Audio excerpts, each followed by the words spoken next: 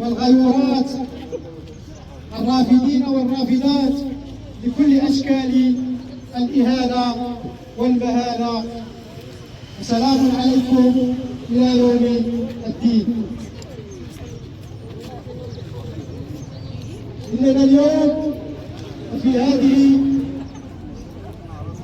هذه الوقفة الجهوية التي تمثل كل جهة مراكش الحوز، مراكش آسفي، وتضم كل فئات على عاتقها بناء وطن شريف، بناء جيل شريف يحقق الحضارة ويحقق مستقبلا مشرقا لمكاتب النقابية.